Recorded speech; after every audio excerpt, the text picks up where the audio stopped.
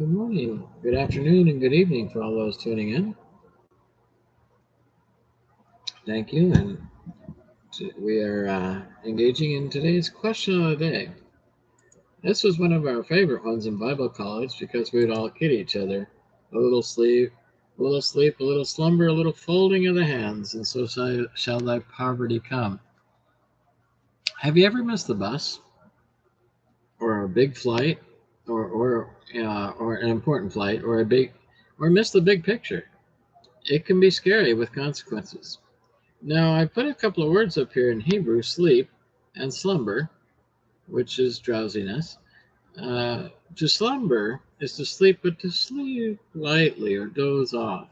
You can slumber in your bed or your airplane seat or through an alarm, as Bob Ross did in the morning, he would say. Now, I like three translations here. And I'm also asking, what do you think about what does it mean to you? A little sleep, a little slumber. WYCLIFFE in Proverbs 24:33 expands that little saying a little bit. He says, "How long sleepest thou, slow man?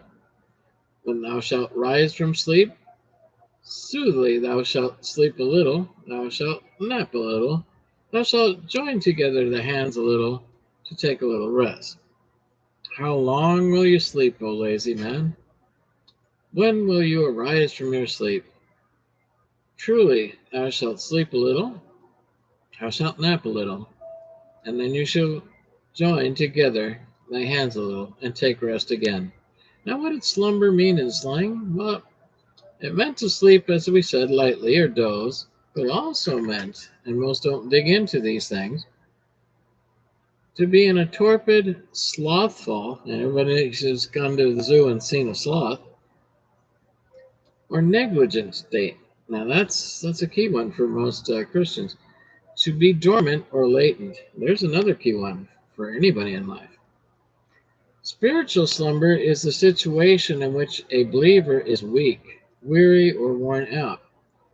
As for in this instance, he's too lazy to pray, fast, or engage in Bible study.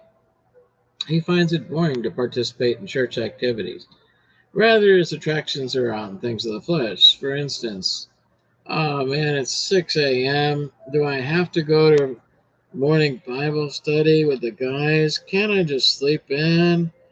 Or the other one is, well, it's men's breakfast meeting and it's like 7 or 7:30. I don't know.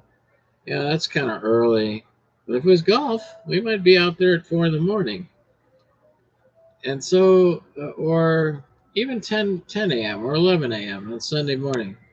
Oh, hon, can't we just get the paper, have breakfast in bed, and sleep in? And so a lot of us live our lives that way. That is not the way we were intended to be. The other part of that was lying dormant or latent, so not living up to your potential, never discovering or realizing the gifts that God has given you to share with the body.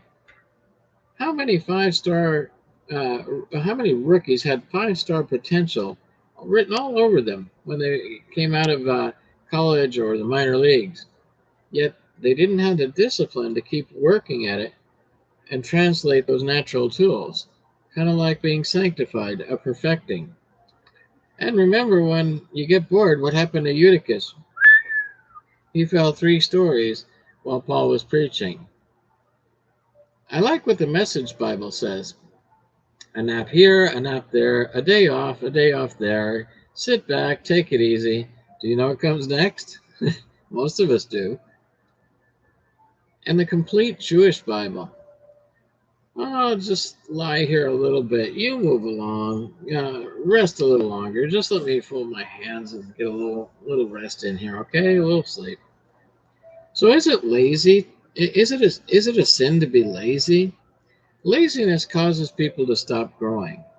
Being lazy is to refuse to obey God and refuse to do everything for His glory. It causes people to miss out on relying on the Holy Spirit for rest, even in the hardest or craziest times. Remember how I began this? Have you ever missed a bus or a flight? Well, there was a time in my life when, after the earthquake in Northridge, We moved to Arizona, but I kept my job in California. And I'd often, for the weekend, come home and have a Delta flight out. Well, one night I missed my flight. What did that mean? By 10 p.m., no later, I had to be driving all the way to Los Angeles to work 4 12-hour shifts, 10 to 12-hour shifts, and yeah, for LA County. That was no fun. You don't want to miss out because it does have the consequences. So, folding, oh, yeah, clasping of the hands and idleness. This is also that is a Hebrew word that I put up there. And you can be awake still, but idle, bored. So don't sleep or drift. Get busy about your Father's business. Of the hands, folding of the hands. Also another Hebrew reference here.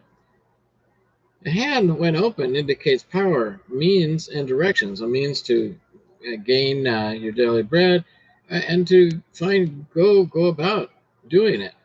A closed one doesn't get much done, does it? And to sleep meant to lie down, but get this, not only for rest, but for sexual connection and to decease from any other purpose. So some people love to lie around all day thinking, this is the best it'll get, living in the fruits of sexual sin to the full. Yet one is not young forever, and one is not held and cherished in the same way they were in their 20s as they may be in their 50s, 60s, 80s, or more. You have a lot more productive things to do, don't you? So that's my little take on it. I'd love to hear yours. Please hit below the subscribe button and please join us to participate each and every day. A lot of us don't delve into study, but this was an interesting one, so I thought I'd bring it out. A lot of us love Mike Lindell, God bless him, and his pillows, but let's not stay there all day, okay? Now, stay tuned for Cafe Jesus and the Daily Word today as we continue our journey in Genesis. An exciting adventure. We just got away from Laban. Will Jacob today make it through on his way passing through Esau, who he ran away from 20 years ago? If the Lord tarries, we'll know that story. And if he does not, I'll be looking for you on the other end. God bless you. Have a great weekend.